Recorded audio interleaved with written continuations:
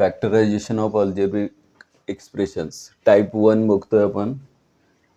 वेगवेगळे टाईप आहेत, म्हणजेच व्हरायटी आहे क्वेश्चनची, वेगवेगळ्या प्रकारचे एक्झाम्पल. ॲक्च्युली तसं बघायला गेलं तर आपण शिकत नाही आहे, रिव्हिजन करतो आहे. कारण आपण हा टॉपिक PDF फॉर्ममध्ये पाहिलेला आहे. पॉलिनॉमियलमध्ये आपण फॅक्टरायझेशनचे सगळे फॉर्म्युले आणि बऱ्यापैकी सगळी व्हरायटी ऑफ एक्झाम्पल्स पाहिले. म्हणजे ही आपली रिव्हिजन आहे. फक्त त्याच्यामध्ये काय राहिलं असेल तर इथे पूर्ण होईल. त्यामुळे एक्झाम्पल दिल्यानंतर सॉल्व करून होईपर्यंत थांबायची गरज नाही. तुम्ही स्टार्ट केलं, सॉल्व केलं, आन्सर फक्त चेक केलं तर चालेल. म्हणजे आपल्याला फक्त प्रॅक्टिसच करायचं आहे आज. फॅक्टरायझेशन ऑफ अल्जेब्रिक एक्सप्रेशनमध्ये टाईप 1 बेसिक बघतोय आपण. Factorise each of the following expression हा क्वेश्चन आहे, ज्याच्यामध्ये आपल्याला 3 छोटे छोटे एक्झाम्पल बघायचे. त्याच्या अगोदर तुम्ही जर हे फॉर्म्युले लिहिले नसतील तर लिहून घ्या. आपल्याला माहीत आहे, पण तरीसुद्धा एकदा लिहायला हरकत नाही.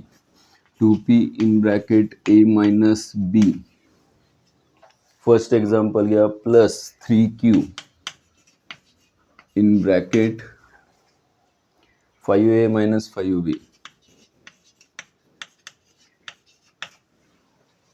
प्लस 4r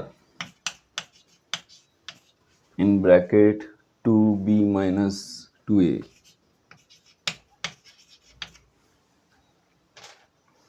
सेकंड एक्झाम्पलला जागा नाही आहे, मोठे मोठे एक्झाम्पल आहेत, त्यामुळे एक कंप्लीट झाल्यावरच दुसरं घेऊया. स्टार्ट करा, सॉल्व करा. इथे दिसतंय की याच्यामध्ये एक फॅक्टर आहे a मायनस बी, इथे एक फॅक्टर a मायनस बी येऊ शकतो. कधी? जर 5 कॉमन घेतले तर. इथे a मायनस बी येऊ शकतो, पण कधी? b मायनस ए येते, 2b मायनस 2a. त्यामुळे काय कॉमन घ्यावं लागेल तर -2 कॉमन घेतलं तर a मायनस बी येणार आहे. त्यामुळे ते कॉमन घेतलेलं फॅक्टर, याच्यामधून -2 कॉमन घेऊया, 4ला मल्टिप्लाय करूया म्हणजे -8 येईल. याच्यामधून 5 कॉमन घेऊया म्हणजे आतमध्ये a मायनस बी राहील आणि इथे 15 येईल. बघा, नेक्स्ट स्टेप मी लिहितो इथे 2p in bracket a minus b plus इथे 5 कॉमन घेतल्यानंतर 5 3 15q इन ब्रॅकेट आतमध्ये राहणार a मायनस बी. 5 कॉमन घेतल्यामुळे इथे पण मला a मायनस बी पाहिजे आहे, पण इथे टर्म आहे 2b मायनस 2a. मी 2 कॉमन घेतला तर b मायनस ए राहील. मला a मायनस बी पाहिजे म्हणून मी -2 कॉमन घेतो. -2 4ला मल्टिप्लाय केल्यानंतर -8r in bracket a minus B राहील.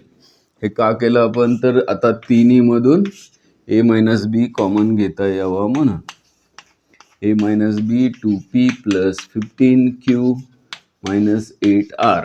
आता याच्यामध्ये अजून काय करता येईल असं मला तरी वाटत नाही. 2 फॅक्टर मिळाले, बस झालं. ए बीच्या फॉर्ममध्ये एक फॅक्टर आहे, PQRच्या फॉर्ममध्ये एक फॅक्टर आहे. अजून याला फॅक्टराइज करता येत नाही. नेक्स्ट एक्झाम्पल घ्या.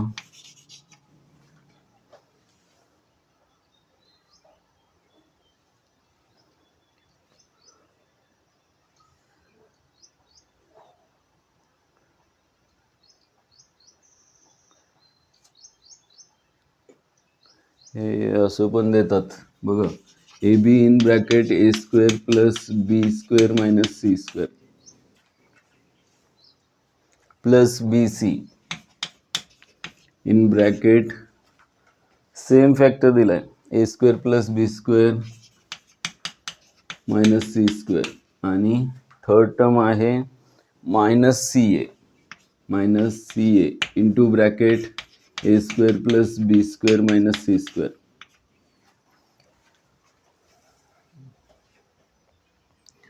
तिन्हीमधून सरळ दिसतंय आपल्याला A square plus B square minus C square factor common आहेत. म्हणजे जर मी A square plus B square minus C square factor common घेतोय तर इथे राहील A B plus B C plus minus C A B plus B C minus C A. याच्यामधून अजून काय कॉमन येत नाही. हे झालं second example. Third, x in bracket x square plus y square minus z square.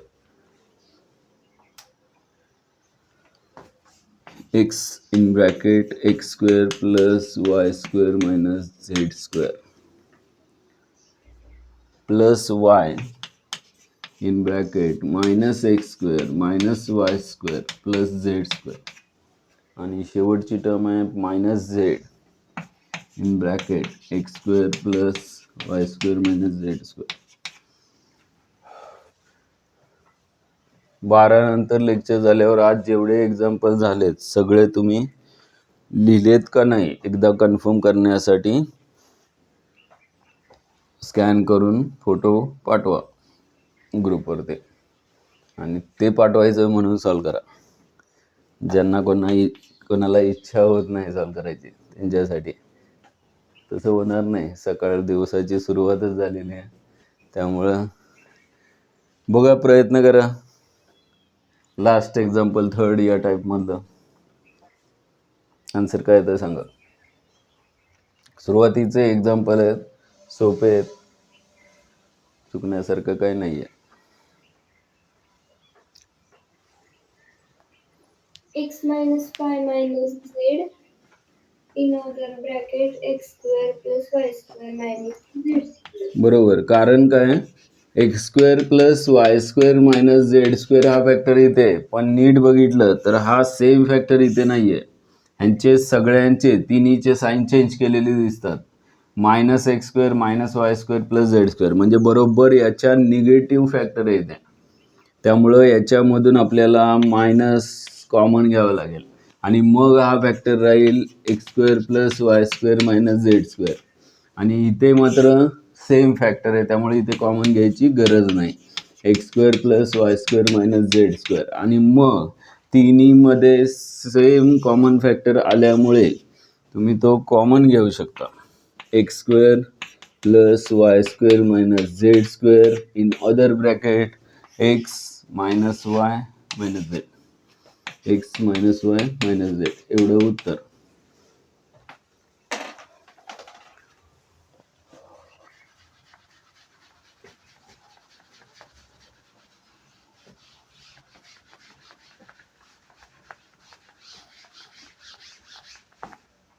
झालं का? Second झालंय सगळ्यांचं, कुणाचं बाकी नाही आहे.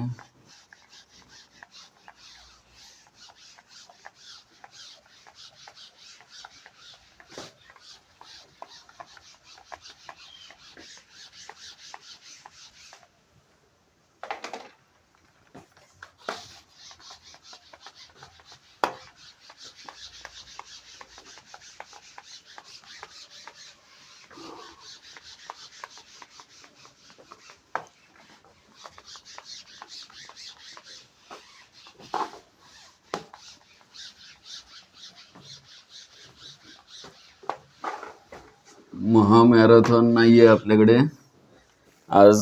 मॅरेथॉन लेक्चर्स आहेत. महामॅरेथॉन ज्यावेळेस असेल ना त्यावेळेस 9 AM to 5 PM असेल. त्याची सुरुवात आपण आत्ता जस्ट करतोय. नंतर असेल, कधी असेल तेव्हा बघूया, ज्यावेळेस तुम्हाला वाटेल तुम्ही करू शकता त्यावेळेस. आणि मग तुम्हाला पण कंटाळा नाही आला पाहिजे आणि मला पण नाही आला पाहिजे, यासाठी थोडंसं स्लो आणि स्टेडी निवांत एक्झाम्पल सॉल्व करत जाऊ पुढे. गडबड तुम्ही पण करू नका आणि मी पण करत नाही. टाईप सेकंड,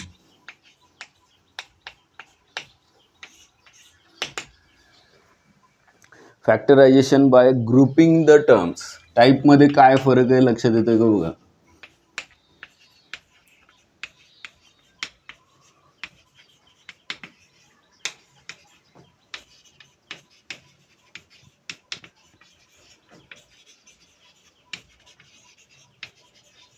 कंटाळा आला की सांगा, ब्रेक घेऊ त्यावेळेस आपण आणि सगळे फ्रेश होऊन परत जॉईन करू. परत तोच क्वेश्चन लिहायची गरज नाही. Factorise each of the following expression. Direct मी एक्झाम्पल घेतो. Factorisation by grouping the terms. First example a³ plus, पुढे पुढे जसं जाऊ थोडंसं बुद्धीचा वापर आणि जे मी काल म्हणत होतो कॉमन सेन्स आपल्याला आता वापरायचा आहे. जसं इथे मायनस कॉमन घ्यायचा हा कॉमन सेन्स आहे, जो कॉमन नसतो, सगळ्यांकडे कमी असतो, काल बघितलं. पण वापरायचं म्हणलं तर वापरता येऊ शकतो, असतो. हे हितच आहे पण दिसत नाही, ते हवेसारखं आहे, भरपूर आहे, सगळ्यांना गरजेची पण आहे. a² in bracket x minus y minus a in bracket y plus Z. चुकलं तरी चालेल, प्रयत्न तरी करा, नंतर करेक्ट करता येईल. आणि चुकलेलं खोडायची गरज नाही, असू दे नोटबुकमध्ये. थोडासा अगोदर विचार करा, म्हणजे इथून पुढे आहे ना आपल्याला थोडा विचार करायला लागणारे क्वेश्चन्स आहेत. थोडक्यात एक्झाम्पल झालेत बरेचसे आपले, त्यातून तुम्हाला लक्षात येईलच. पण चुका करायच्या तर अगोदरच करूया आपण, एक्झामच्या वेळेस नको. हां, तर बोर्ड क्लिअर दिसत नाही. बोर्ड क्लिअर दिसत नाहीये. क्लिअर आता दिसतोय का? लेफ्ट होऊन जॉईन करा एकदा.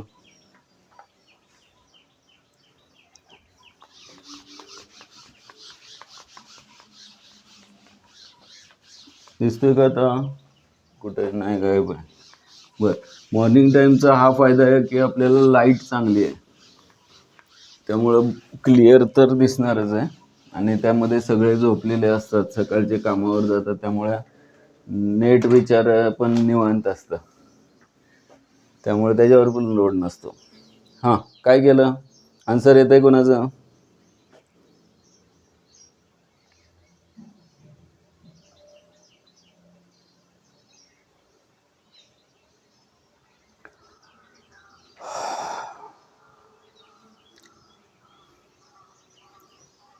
काय करता येईल?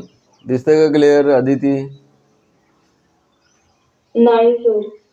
अरे, बाकीच्यांना क्लिअर दिसतंय ना, कोणाकोणाला क्लिअर दिसत नाहीये? अदिती बरोबर अजून कोण आहे का? तर थोडस ब्लर दिसतंय, जास्त नाही. बरं, मग मी काय करतो, थोडंसं अजून पुढे घेतो कॅमेरा, म्हणजे काय फरक पडत असेल, किंवा मीच लेफ्ट होऊन जॉईन करतो. हां,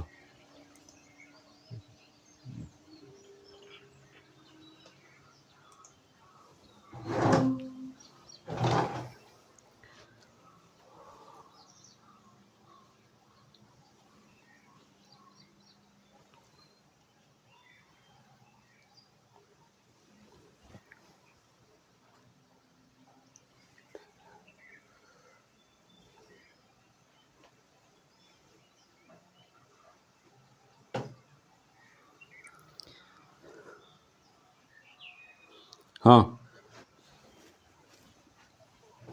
दिसतंय का आता? का अजून ब्लर आहे?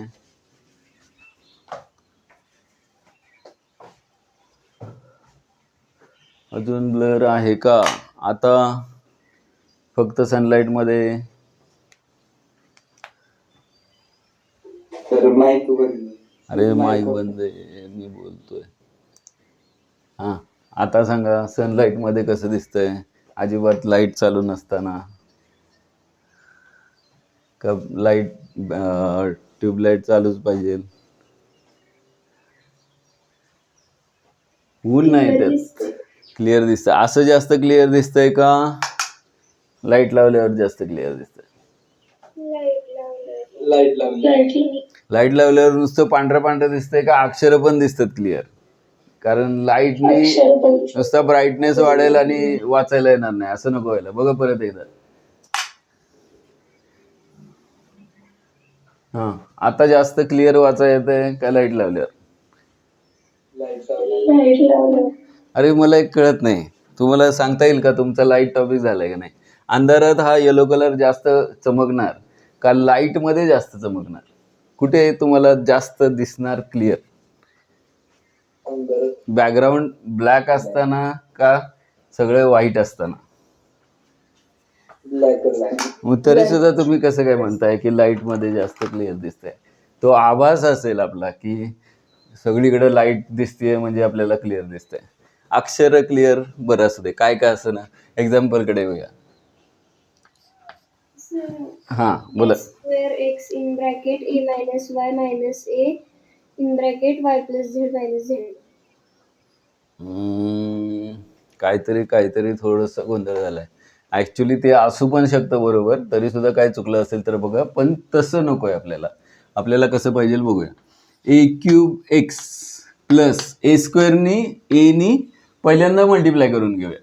म्हणजे ए स्क्वेअरनी एक्सला मल्टिप्लाय केलं ए स्क्वेअर एक्स मायनस ए स्क्वेअर इंटू वाय म्हणजे ए स्क्वेअर वाय मायनस एने प्रत्येक टर्मला मल्टिप्लाय करूया minus A Y minus A Z minus Z. आता काय करूया, एक्स वाय आणि झेडच्या टर्म सेपरेट करूया. बघा एक्स वाय झेडच्या टर्म, एक्सच्या टर्म इथे अगोदरच आहेत वायच्या आणि झेडच्या. याच्यामधून काय कॉमन येते का बघूया. ए स्क्वेअर एक्स प्लस ए क्यूब एक्स प्लस ए स्क्वेअर वाय मधून कॉमन काय मिळेल?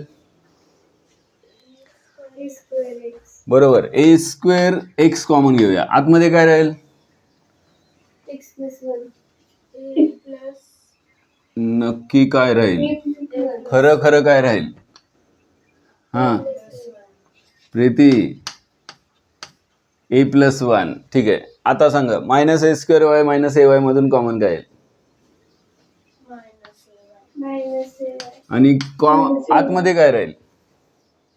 अजिबात न चुकता प्लस ए प्लस वन. आणि याच्यामधून काय कॉमन घ्यायचं जेणेकरून आतमध्ये ए प्लस वन राहील?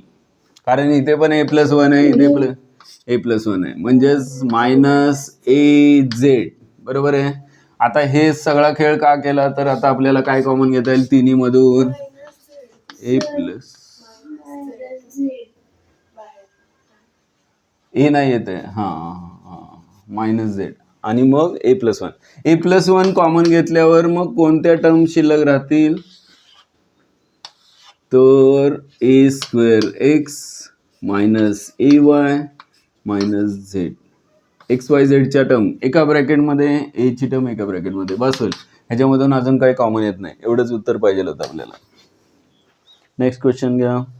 एक्स स्क्वेअर प्लस 3x ब्रॅकेटचा स्क्वेअर. आता हे येईल, हे पण X square plus 3x, X square plus 3x ब्रॅकेटचा square minus 5 into X square plus 3x minus 5 into X square plus 3x minus Y into X square plus 3x आणि plus 5y.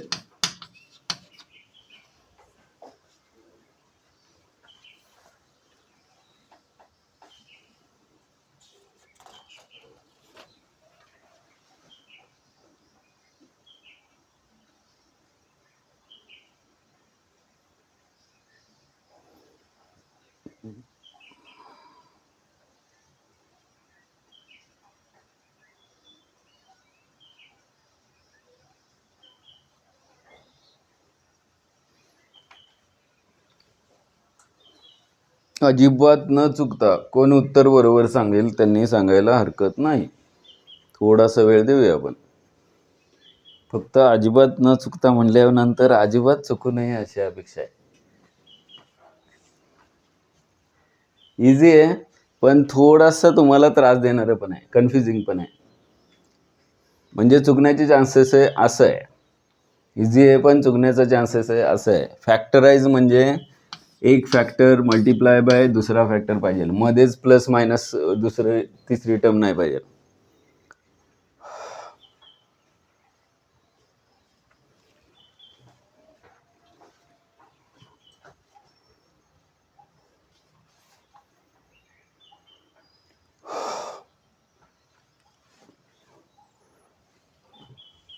काय आलं?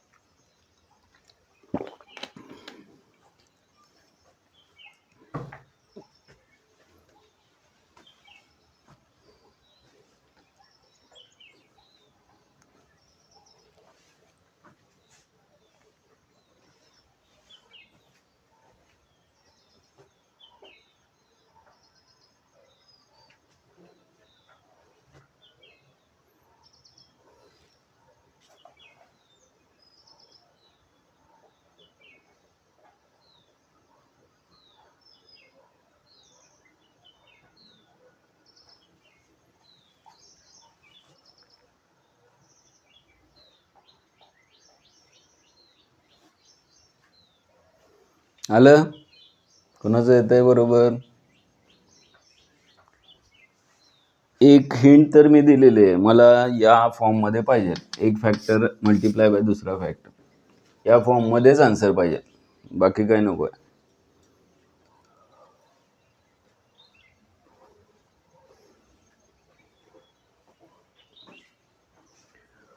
हां बघा, लक्ष द्या.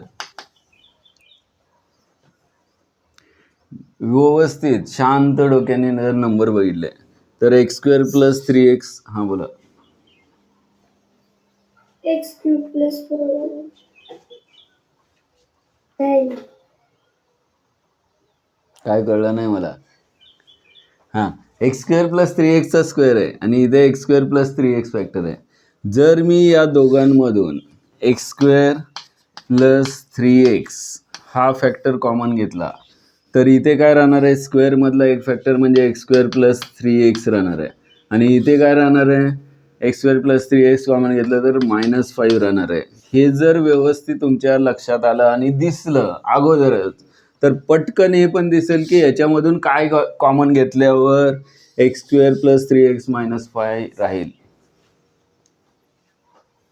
y. -y, कारण इथे -5 पाहिजे, इथे -5 पाहिजे. म्हणून मग या दोन टर्ममधून -y कॉमन घेऊया. इथे राहील -y कॉमन घेतल्यानंतर x² + 3x आणि याच्यामधून -y कॉमन घेतल्यामुळे इथे राहील -5.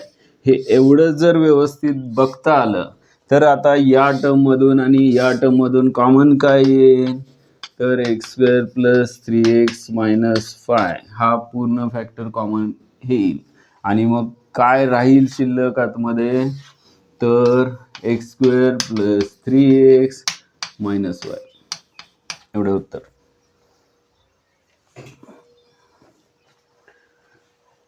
लिहून घ्या. टाईप 3. हे काय इथे आले ना, बघा परत एकदा. आपण या दोन टर्ममधून x² + 3x कॉमन घेतल्यावर इथे स्क्वेअर असल्यामुळे एक फॅक्टर राहिला x² + 3x आणि इथे राहिला -5. म्हणजेच थोडक्यात दोन फॅक्टर मिळाले, x² + 3x आणि x² + 3x -5. तसंच या दोन टर्ममधून म्हणजे या आणि या टर्ममधून, थर्ड आणि फोर्थ टर्ममधून, टोटल 4 टर्म आहेत दिसतंय तुम्हाला, पहिली, दुसरी, तिसरी आणि शेवटची चौथी. थर्ड आणि फोर्थ टर्ममधून मी जर -y कॉमन घेतले तर इथे x² + 3x राहणार आणि -y कॉमन घेतल्यामुळे याचं साईन चेंज होणार, -5 येणार.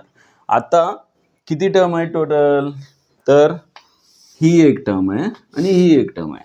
याच्यामधून काय कॉमन घ्यायचं आहे मला, तर हा फॅक्टर कॉमन घ्यायचा आहे. x² + 3x -5 कॉमन घेतला तर काय राहणार शिल्लक, इथे x² + 3x राहणार आणि इथे -5y राहणार, म्हणून हे आतमध्ये राहणार कॉमन घेतल्यावर. कळलं? बघा next example, next type 3.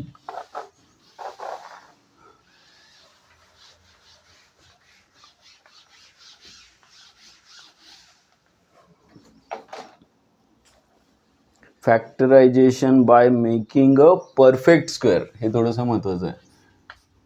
Type 3.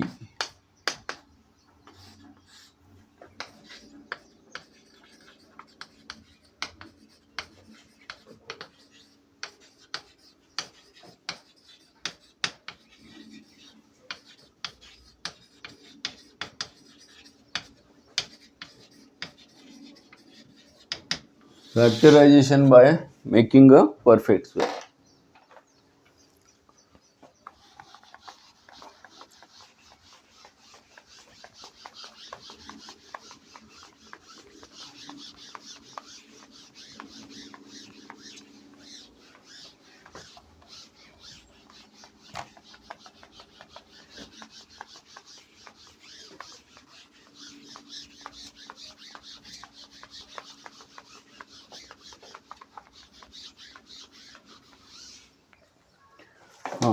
Question घ्या.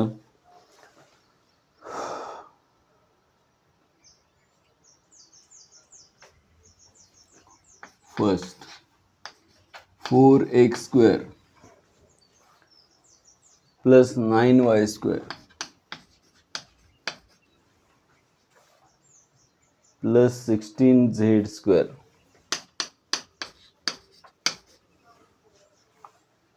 Plus 12xy minus 24yz minus 16zx plus 12xy minus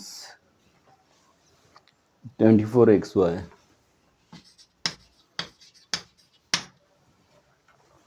minus 16zx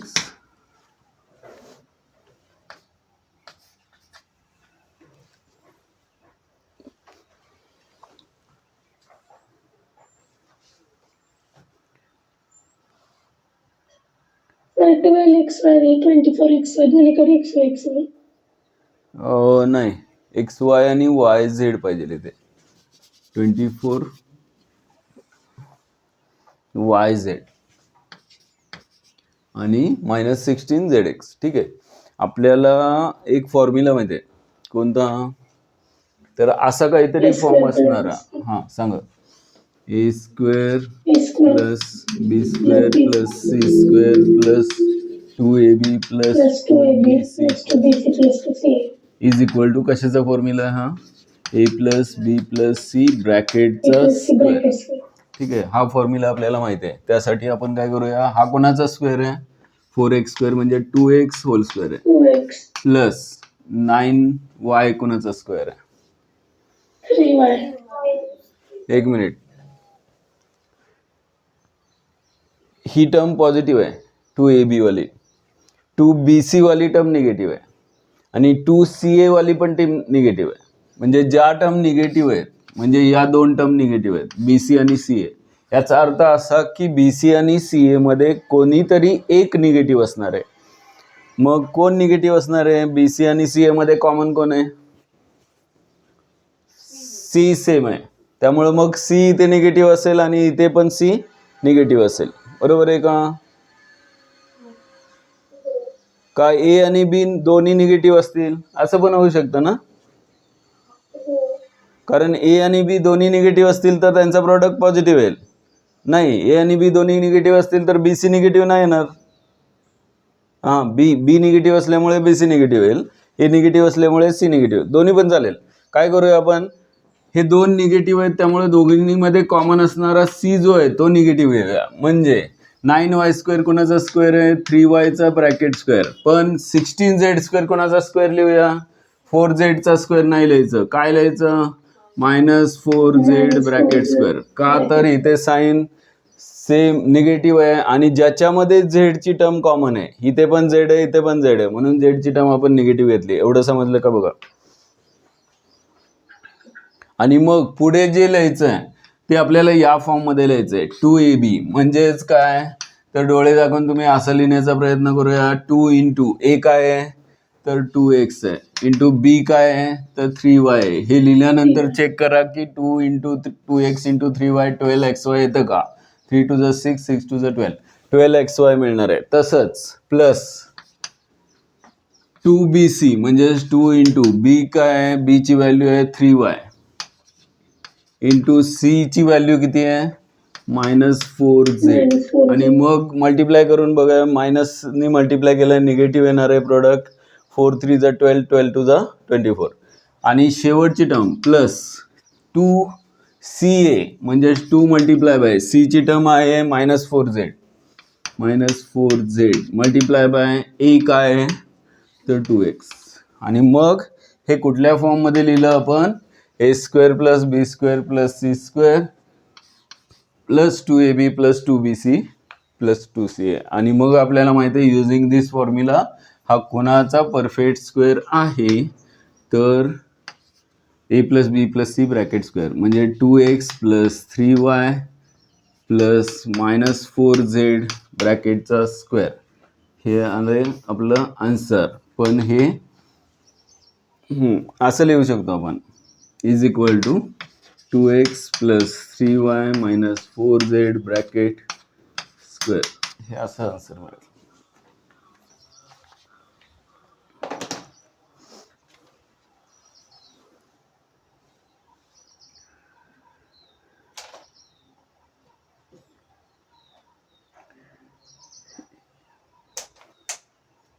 याच्यातले नेक्स्ट क्वेश्चन घ्या. NCERT मधले 50% क्वेश्चन आपण यातले जे बघतोय ते NCERTच्या टेक्स्टबुकमध्ये आहे तसे आहेत. त्यामुळं जे रडायची सवय असते लोकांना, आमचं महाराष्ट्र बोर्ड आहे, आमचं स्टेट बोर्ड आहे, सिलेबस NCERTचा खूप भारी ना असं तसं काय काय असतं, पण करायची वेळ येत असते त्यावेळेस मात्र कोणी करत नाही. तर हे असं नाही झालं पाहिजे. आपल्याला मिळतंय करायला तर तुम्ही जॉईन केलं पाहिजे, तुम्ही सिरियसली बघितलं पाहिजे, नाहीतर मग रडणारे तर भरपूर आहेत.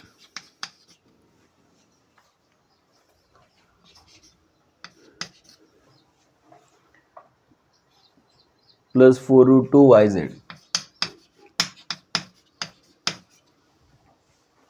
-8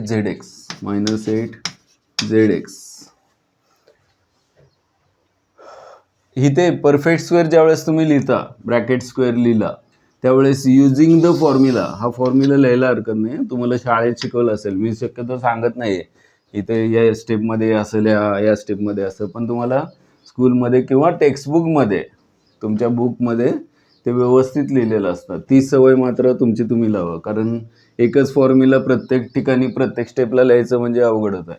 प्रत्येक एक्झाम्पलमध्ये नाही लिहू शकत. युजिंग किंवा मग सिन्स हा सिम्बॉल टाकायचा, म्हणजे देअरफोरचा सिम्बॉलच्या बरोबर अपोजिट साईन. बाकी युजिंग बिजिंग काय लिहायची गरज नाही. ब्रॅकेटमध्ये देअरफोरचा हा सिम्बॉल आहे 3 डॉट, आणि सिन्स बिकॉजचा हा सिम्बॉल आहे. हा सिम्बॉल टाकला की झाला विषय. तुम्हाला सिन्स लिहिलं की मग युजिंग द फॉर्म्युला हे काही नाही, तर त्यांना आपोआप कळतं की हे का आलेलं आहे, तर हा फॉर्म्युला आहे म्हणून. त्यामुळं हा सिम्बॉल घेतला देअरफोरच्या अपोजिट सिन्स. चालेल, बघा स्टार्ट करा. काय करता येईल ट्राय करा. √2x - y - 2√2z ब्रॅकेटचा स्क्वेअर. बघ बरोबर आहे ते, पण जसं इथे आपण दोघांना निगेटिव्ह करायच्या आधी ऐवजी एकालाच निगेटिव्ह केलं, तसं तुला सुद्धा तिथे दोघांना निगेटिव्ह करायच्या ऐवजी एकाला निगेटिव्ह ठेवता आलं असतं. पण जसं मी अगोदर म्हणतो की पहिली टर्म निगेटिव्ह चांगली दिसत नाही म्हणून तो केलेला असेल पॉझिटिव्ह. चालेल तसं पण. बघा इथे ही टर्म XYची टर्म निगेटिव्ह आहे आणि ZXची टर्म निगेटिव्ह आहे. मग याच्यामध्ये कॉमन कोण आहे, त्या एकालाच निगेटिव्ह घेऊया. XYच्या आणि ZXच्या टर्ममध्ये कॉमन आहे X, त्यामुळे मग Xची टर्म निगेटिव्ह घ्यायला हरकत नाही. म्हणून मग 2x² जो आहे तो कोणाचा स्क्वेअर आहे, तर √2x, आणि x निगेटिव्ह घ्यायचा आहे, -√2x bracket square plus y² कुणाचा स्क्वेअर आहे, yचा स्क्वेअर आहे. 8 कुणाचा स्क्वेअर आहे माहिती आहे, 8.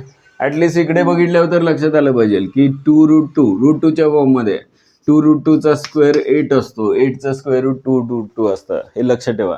आणि मग पुढच्या टर्म कशा लिहायच्या, तर 2ab 2bc आणि 2ca.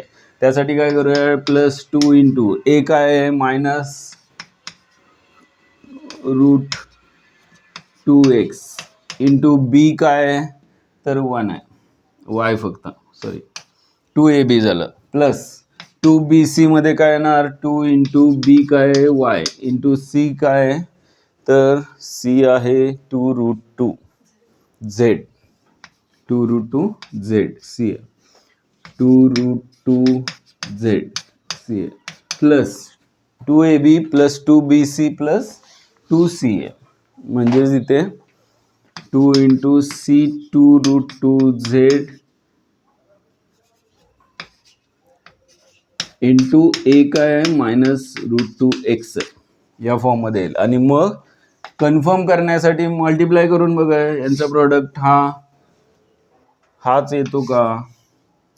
मायनस निगेटिव्हने मल्टिप्लाय केल्यामुळे निगेटिव्ह येणार आहे, 2√2xy 2√2xy -√2√2xy. त्यानंतर यांचा प्रोडक्ट 2 2 जा 4 4√2yz 4√2yz आहे. त्यानंतर यांचा प्रोडक्ट 2 2 जा 4 4√2z इंटू √2 ला √2ने मल्टिप्लाय केल्यावर आपल्याला माहिती आहे 2 येतं, म्हणून 2 इंटू 2 आणि हे 2 म्हणजेच 8zx -8zx हे असेल. म्हणजे केलेलं बरोबर आहे. आणि मग a² + b² + c² + 2ab + 2bc + 2ca याचं आन्सर काय असतं तर स्क्वेअर ब्रॅकेटमध्ये घेऊया पहिली term -√2x plus Y plus 2√2z ब्रॅकेटचा स्क्वेअर आणि मग साईन प्लस मायनस आहे ब्रॅकेटमध्ये लिहायची गरज नाही direct -√2x plus Y plus 2√2z कुठं गेलं z ब्रॅकेटचा स्क्वेअर असं आन्सर येईल.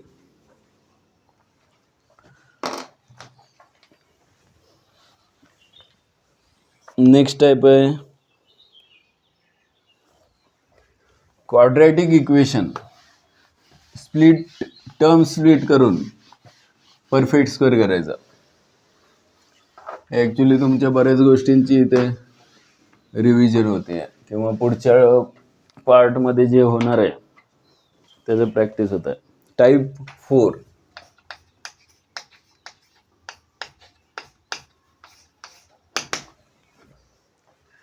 Factorisation of a quadratic expression.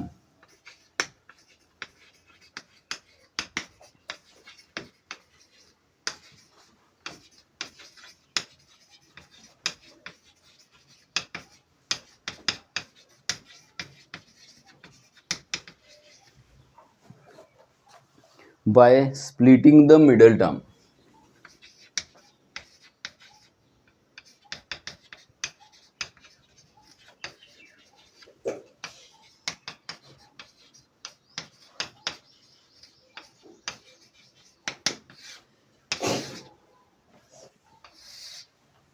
By splitting the middle term.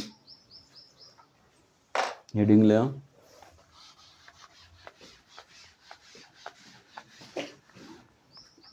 इथे पण फॉर्म्युला जिथे वापरलाय तिथे म्हणजे इथे ब्रॅकेटचा स्क्वेअर केलाय तिथे हा ब्रॅकेट लिहायला विसरू नका. इथे ब्रॅकेटचा स्क्वेअर का लिहिला तर सिन्स हा फॉर्म्युला त्या स्टेपला लिहा. कंटाळा करू नका. अरे ठीक आहे. एक फक्त हा टाईप थोडंसं बघूया आपण आणि मग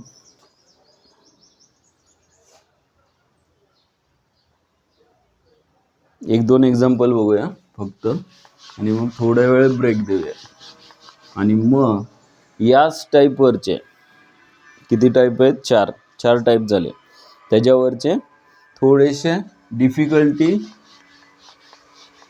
लेवल वाढवून असणारे एक्झाम्पल थोडेसे डिफिकल्ट एक्झाम्पल असं म्हणा ते आपण ब्रेक नंतर घेऊ. बघा याच्यामध्ये क्वाड्रॅटिक इक्वेशन काय दिलेलं आहे.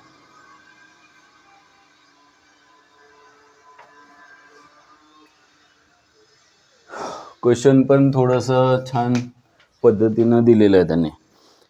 Give possible expressions for the give possible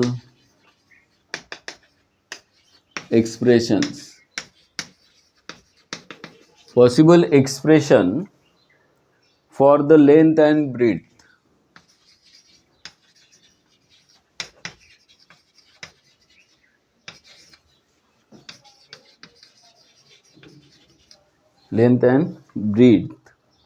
of the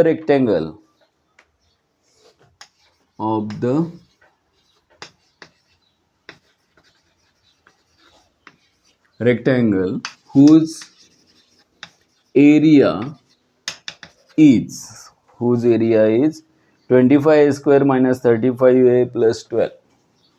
25a square minus 35a plus 12 हा एरिया ज्या रेक्टँगलचा आहे त्याची लेंथ आणि ब्रीड काय असू शकते त्या फॉर्ममध्ये एक्सप्रेशन रिप्रेझेंट करा असं सांगितलेलं आहे.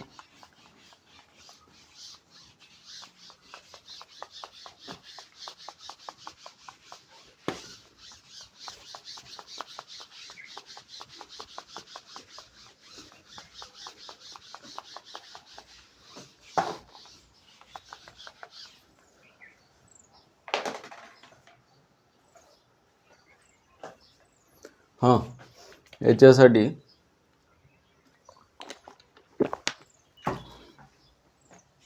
Quadratic equation middle term split करून कसं सॉल्व करायचं, ax² plus bx plus c असं क्वाड्रेटिक इक्वेशन आहे. बघा लक्ष द्या हे, आणि तुम्हाला खूप वेळा इथून पुढे 4 वर्ष 3 वर्ष जे काही आहेत तुमचे ते परत परत हे वापरायचं आहे. क्वाड्रेटिक इक्वेशन हा अख्खा एक चॅप्टर आहे, नंतर खूप मोठं आहे, बऱ्याच गोष्टी आहेत त्यामध्ये. त्यातली सगळ्यात बेसिक गोष्ट ही आहे की क्वाड्रेटिक इक्वेशन फॅक्टराइज कसं करायचं. तर असे 2 नंबर शोधायचे ज्यांचा प्रोडक्ट जो आहे, बघा लक्ष आहे का, क्वेश्चन लिहून झाला का सगळ्यांचा. मी ते क्वाड्रेटिक इक्वेशन लिहितो, 25a² minus 35a plus 12. Factorisation बघतोय आपण क्वाड्रेटिक इक्वेशनचं. बघा याच्यामध्ये असे 2 नंबर शोधायचे ज्यांचा प्रोडक्ट हा x² कोएफिशियंट a आहे आणि कॉन्स्टंट टर्म c आहे. a इंटू c एवढा प्रोडक्ट आला पाहिजे. असे 2 नंबर शोधायचे आणि त्या 2 नंबरचा प्रोडक्ट ac आला पाहिजे आणि त्या 2 नंबरची ॲडिशन किंवा सबट्रॅक्शन ही प्लस b आली पाहिजे, किंवा इथे जी टर्म आहे एक्सचा कोएफिशियंट जो आहे ती आली पाहिजे. 2 नंबर असे पाहिजेत, परत एकदा सांगतो, 2 नंबर असे पाहिजेत, x² कोएफिशियंट a आणि कॉन्स्टंट टर्म c. काही जणांसाठी हा नवीन पार्ट असेल, तुम्ही पुढचा टॉपिक शिकलेला नाही आहे म्हणून, सगळ्यांसाठीच असू शकतो, काही जणांना माहीत पण असेल. x² कोएफिशियंट a आणि कॉन्स्टंट टर्म c ac एवढा प्रोडक्ट असला पाहिजे आणि ॲडिशन सबट्रॅक्शन ही प्लस b असली पाहिजे. जसं इथे क्वाड्रेटिक इक्वेशन आहे आणि क्वाड्रेटिक इक्वेशन कशाला म्हणायचं, स्क्वेअरची टर्म असली पाहिजे, एक्सची टर्म असली पाहिजे, म्हणजेच पॉवर 2 पॉवर 1 आणि पॉवर 0, म्हणजे स्क्वेअर एक्स आणि कॉन्स्टंट टर्म असेल तर याला क्वाड्रेटिक इक्वेशन म्हणतात. आणि मग याच्यामध्ये प्रोडक्ट किती आला पाहिजे, तर a into c. A c म्हणजे इथे कोणती आहे, एची व्हॅल्यू आहे. आता इथले ए सी आणि इकडचे ए वेगळा आहे. इथे ए म्हणजे काय आहे, तर व्हेरिएबलच दिलं आहे, जसा इथे एक्स होता, त्यामुळे इथे गोंधळ नको. 25 आणि 12 यांचा प्रोडक्ट आला पाहिजे. 12 इंटू 25 इंटू 12 हा प्रोडक्ट आला पाहिजे. आणि असे 2 नंबर कोणते, 25 इंटू 12 हा प्रोडक्ट आला पाहिजे आणि अशा 2 नंबरची ॲडिशन सबट्रॅक्शन किती आली पाहिजे, 35. अगोदर काय करूया, मल्टिप्लाय करूया. किती, -15 -20. बघा हे -15 आणि -20. तर बघूया आपण. पहिली गोष्ट हे अवेलेबल आहे त्यांचीच ॲडिशन सबट्रॅक्शन करून बघायचं. 25 आणि 12, 25 आणि 12ची ॲडिशन 35 येते का, नाही येत. मग काय करायचं, त्यांचं मल्टिप्लाय नाही करत बसायचं, फॅक्टराइज करायचं. म्हणजे 5 इंटू 5 हे 25चे फॅक्टर्स आले आणि 3 इंटू 4 हे 12चे फॅक्टर आले. आता बघूया, समजा हा 5 घेतला, हे 5 आणि 3 4 तर सेपरेट करून चालत नाही आहेत. मग काय करूया, हा 5 आणि हा 3 घेऊया आणि हा 5 आणि 4 घेऊया. 5 3 जा 15 आणि 5 4 जा 20. आता चेक करूया, प्रोडक्ट तर एवढं क्लिअर आहे की प्रोडक्ट तर एवढा येणारच आहे. याचं जे काही आन्सर येईल, 25 दुनी 50 आणि 25 1 25 आणि 5 30, 300 येत आहे ना. हां 300 येत आहे, म्हणजे प्रोडक्ट 300च येणार आहे. फक्त तुम्हाला हे फॅक्टर जे आहे ते ॲडजस्ट करता आले पाहिजे. मग अजून आलं नसतं, आता इथे 20 आणि 15ची ॲडिशन 35 येते, सोडून द्या. समजा आलं नसतं तर अजून काय केलं असतं तुम्ही, अजून त्याला फॅक्टराइज केलं असतं. 5 फॅक्टराइज नसते झाले, अजून फॅक्टर मिळाले नसते. पण 3 4च्या ऐवजी काय मिळाले असते, 3 2 2 मिळाले असते.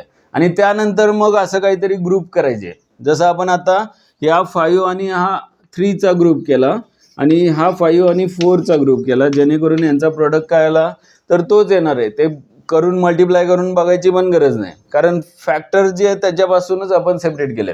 आणि मग आता यांची ॲडिशन किती आली पाहिजे, तर मिडल टर्म एवढी आली पाहिजे. आणि मग 35 15 आणि 20ची ॲडिशन येते, पण आपल्याला निगेटिव्ह पाहिजे आहे. आता इथे बघा, आपल्याला प्रोडक्ट काय पाहिजे, 25 आणि 12चा प्रोडक्ट पॉझिटिव्ह आहे आणि मिडल टर्म निगेटिव्ह पाहिजे. मग असे एक रूल असा आहे की निगेटिव्ह ॲडिशन सबट्रॅक्शन कधी येते, ज्यावेळेस बिगर नंबरचं साईन निगेटिव्ह असतं. पहिल्यांदा ते काम करायचं की बिगर नंबरला जे काही 2 नंबर मिळेल त्याच्यापैकी बिगर नंबरला मिडल टर्मचं साईन द्यायचं आणि त्यानंतर प्रोडक्ट पॉझिटिव्ह पाहिजे म्हणजे दोन्हीचे साईन सेम पाहिजेत. म्हणून -20 आणि हे पण काय येणार आहे -15. एवढं जर तुम्हाला करता आलं की पुढच्या गोष्टी अवघड नाही आहेत. -20 आणि -15 आणि मग आता 35A -35A नाही लिहिणार तुम्ही, त्याच्याऐवजी काय लिहिणार -20A -15A. आणि म्हणूनच इथे म्हणलेलं आहे by splitting the middle term. Middle टर्मला काय करणार आहे आपण स्प्लिट करणार आहे. 35च्या ऐवजी -20A -15A या फॉर्ममध्ये आपण -35A ला स्प्लिट केलं. पहिली टर्म 25A² आहे तसं आणि शेवटची टर्म +12 आहे तसं. आणि मग आपण फर्स्ट 2 टर्म आणि थर्ड आणि फोर्थ टर्ममधून काय कॉमन घेता येते का बघूया. 25A² आणि -20A याच्यामधून कॉमन A तरी येईलच. अजून कोणता फॅक्टर कॉमन येईल 5A कॉमन घेतला तर काय राहणार आहे ते 5A -4. तसंच मग या थर्ड आणि फोर्थ टर्म मधून काय कॉमन घ्यायचं जेणेकरून 5A -4 आतमध्ये राहील. ह्याच्यामधून काय कॉमन घ्यायचं म्हणजे 5A -4 राहील. -3 कॉमन घ्यायचे म्हणजे 5A -4 राहील. आणि हे आतमध्ये राहत असेल तरच आपल्याला हा फॅक्टर कॉमन घेता येतो. त्यामुळं पुढच्या थर्ड आणि फोर्थ टर्ममधून कॉमन घेताना थोडंसं शांतपणे विचार करून घ्यायचा. आणि मग दोन्हीमधून कोणता फॅक्टर कॉमन येईल तर 5A -4 आणि मग शिल्लक काय राहील 5A -3. आता गंमत काय आहे तर हे काय आहे लेंथ इंटू ब्रीथ. म्हणजे लेंथ कोणती असणार सांगा, कोणती पण घ्या. कोणती असणार नक्की कोणती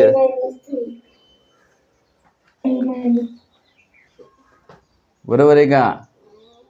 बर एवढं तर क्लिअर आहे रेक्टँगल मध्ये लेंथ मोठी असते का ब्रीथ मोठी असते लेंथ. आता आपला प्रॉब्लेम तो आहे की आपल्याला कळणच झालंय की 5A -3 मोठे का 5A -4 मोठे.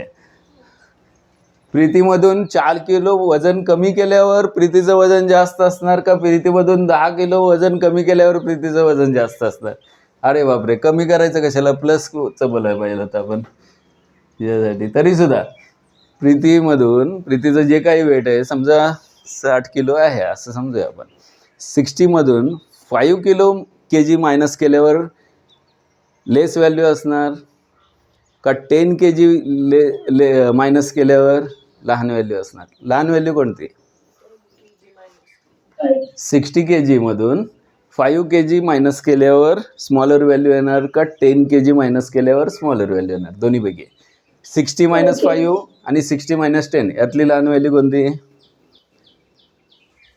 60 - 10. बरोबर. त्यामुळे तुम्हाला हे पटकन लक्षात आलं पाहिजे जे प्रीतीला अगोदरच कळलं 5A -3 म्हणून ती परत तेच आन्सर सांगत होते. 5A -3 लहान का 5A -4 लहान.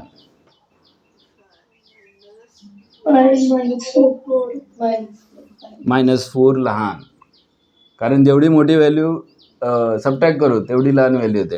म्हणजेच 5A -4 जर लहान असेल तर ही काय असणार आहे ब्रेथ असणार आहे आणि ही लेंथ असणार आहे. पण तसं काही विचारलं नाही त्यांनी, फक्त फॅक्टराईजच्या फॉर्ममध्ये विचारलंय की लेंथ आणि ब्रेथ सेपरेट करून एक्सप्रेशन कसं येईल एवढंच विचारलं. तर तुम्ही पाहिजे तर मग लेंथ अगोदर लिहायची आहे म्हणून मग हा फॅक्टर अगोदर लिहूया मोठावाला 5A -3 म्हणजे लेंथ येणार इंटू 5A -4 ब्रेथ येणार. कळलं का बघा.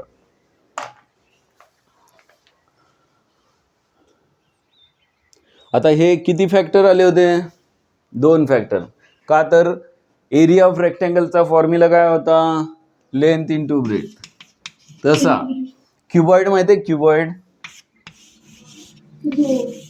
क्युबॉइडच्या व्हॉल्यूमचा फॉर्म्युला काय length into breadth into height. आणि मग त्यांनी विचारलंय एक्सप्रेशन दिलंय एक छानपैकी आणि त्यामध्ये लेंथ ब्रीथ आणि हाईट क्युबॉइडची काय असेल या फॉर्ममध्ये एक्सप्रेस करायला सांगितलं. तर हे शेवटचं एक्झाम्पल ब्रेकच्या आधी घेऊया का शेवटचं एक्झाम्पल ब्रेकच्या नंतर सुरुवातीला घेऊया? काय इच्छा आहे?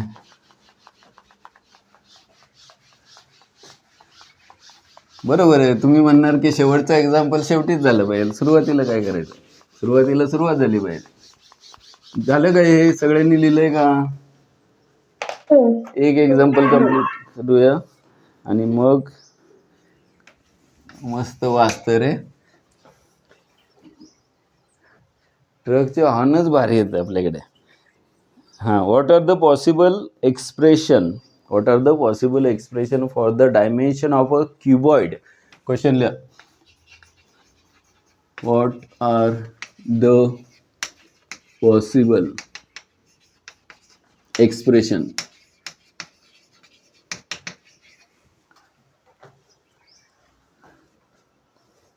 For the dimensions of a cuboid? अरे अरे अरे अरे, ते मगाचा जो प्रश्न होता ना, त्यात त्यांनी सोल्युशनमध्ये शेवटी लेंथ इज इक्वल टू हे पण लिहिलं रे. आन्सर लिहून टाका. Length is equal to 5a-4 का ब्रीड येणार? Length 5a-3 and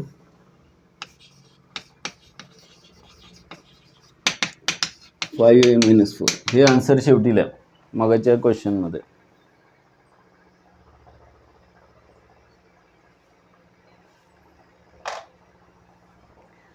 possible values उलट्या सुलट्या पण असू शकतात का रे? के के के के ठीक आहे, चालेल.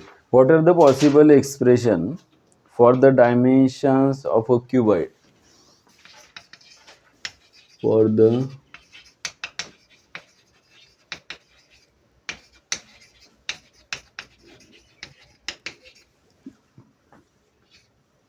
dimensions of a cuboid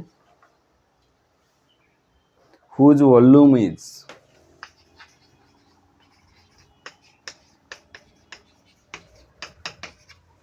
volume दिलेला आहे 2ky²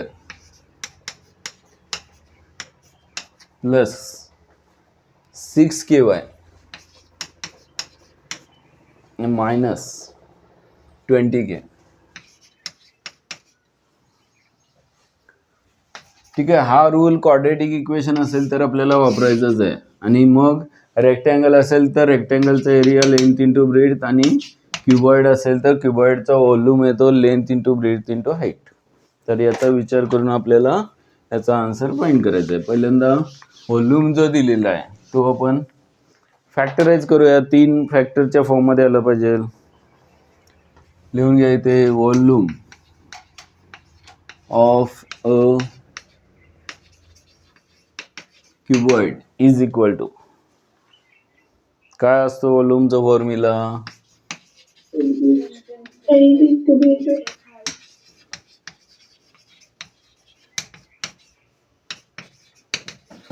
तो फॉर्म्युला लिहा आणि मग त्या फॉर्म मध्ये कन्वर्ट करूया आपण.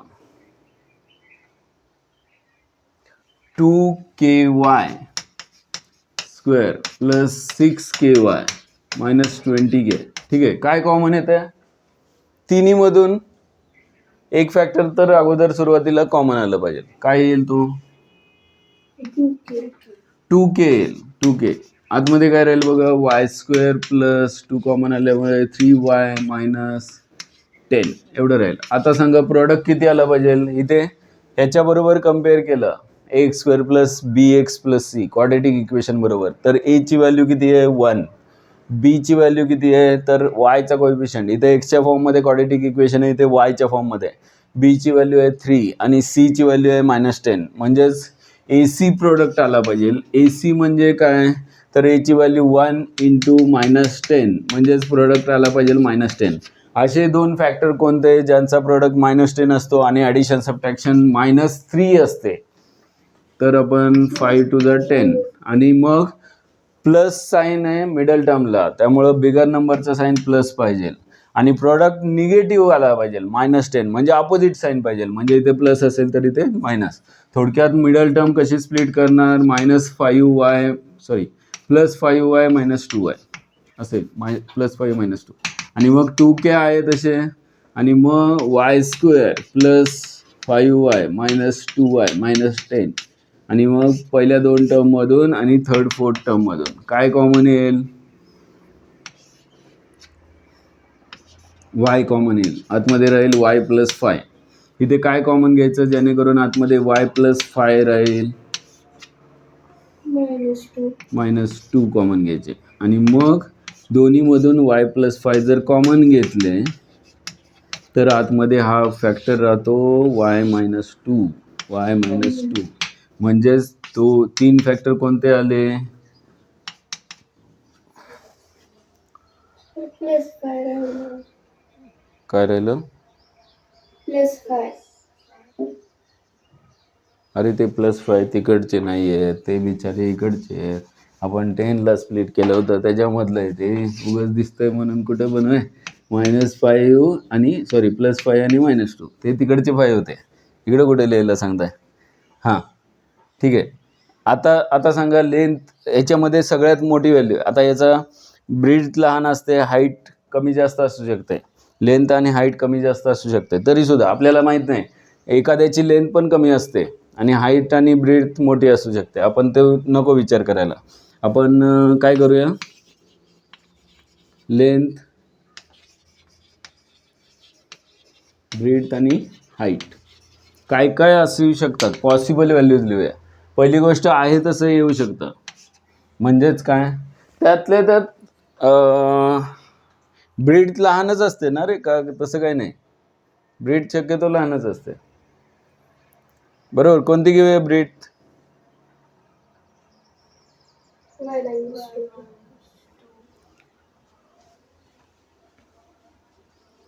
एक 2 3 4. त्यांचं म्हणणं आहे की काही पण लहान मोठे असू शकते, तुम्ही ठरवायचं नाही. आम्हाला ब्रीथ लहान नाही, मला हाईट लहान पाहिजे. एखादा बॉक्स असा असू शकतो हाईट लहान आहे, एखादा बॉक्स असू शकतो की लेंथ लहान आहे, बाकीची ब्रीथ वाढलेली आहे, हाईट पण मोठी आहे.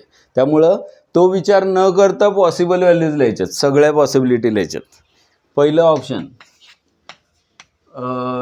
2k, दुसरं y + 5 घेऊया, तिसरं y -2 घेऊया. त्यानंतर आता हा जो 2 आहे ना, 2 तो मला इथे नको आहे, मी 2 ट्वाईस मल्टिपल इथे घेतो आणि तिसऱ्या ऑप्शनमध्ये इथे घेतो.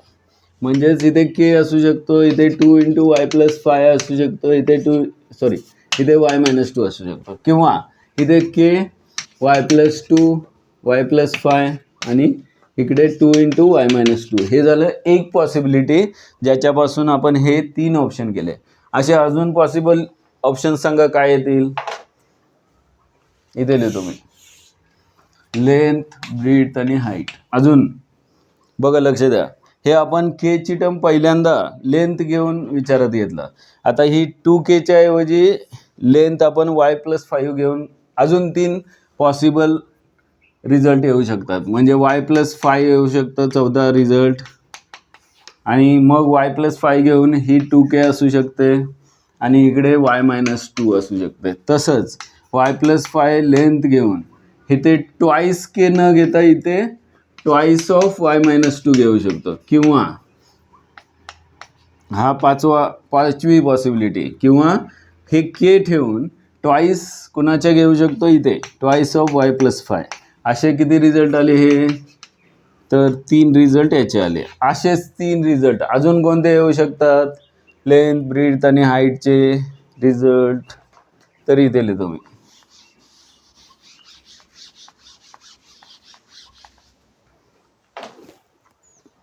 सेवन, 8 आणि 9, लेंथ, ब्रीथ आणि हाईट. बघा, लक्ष द्या, k ची टर्म लेंथ घेऊन 3 पॉसिबिलिटी फाइंड केल्या आपण. k ची टर्म सेकंड घेऊन 3 पॉसिबिलिटी घेतल्या, म्हणजे ब्रीथ घेऊन. तसेच k ची टर्म हाईटला घेऊन 3 पॉसिबिलिटी येईल. एक 2k येईल आणि त्यावेळेस तुम्ही लेंथ आणि ब्रीड काय घेऊया, y+5 आणि y-2 बरोबर. आणि 2 × y+5 असेल तर इथे y-2 × k आणि इथे k ट्वाइस ऑफ y-2 आणि y+5 असे किती पॉसिबल रिझल्ट झाले. ह्याच्यामध्ये कुठला रिझल्ट रिपीट झाल्यासारखं वाटतोय का? या 9 रिझल्टमध्ये कुठला रिझल्ट रिपीट झाल्यासारखं वाटतं का? नाही.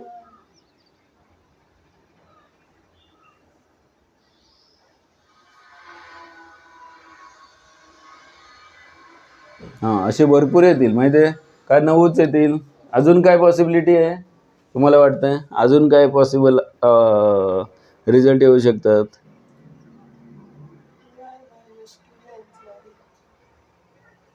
हो, y-2 लेंथला घेऊन रिझल्टच नाही घेतले आपण. कोणाला चेंज केलं, फक्त केच्या टर्मला. के पहिल्या कॉलममध्ये लेंथ घेतली, नंतर के सेकंडमध्ये घेतले आणि के थर्डमध्ये घेतले. तसं y+5 ची टर्म लेंथला घेतली आहे, y+5 ची टर्म ब्रीथ घेतली आहे आणि y+5 ची टर्म हाईटला नाही घेतली का? घेतली कुठे? नाही घेतली. तसं केच्या टर्म लेंथ के झालं, y+5 झालं, y-2 ची हाईटला घेतली आहे, y-2 ची टर्म ब्रीथला घेतली आहे आणि y-2 ची टर्म लेंथला नाही घेतली. म्हणजे अजून 2 पॉसिबिलिटी येतील, पण सगळ्यांना नको. And so on possible expressions असे लिहून टाका शेवटी.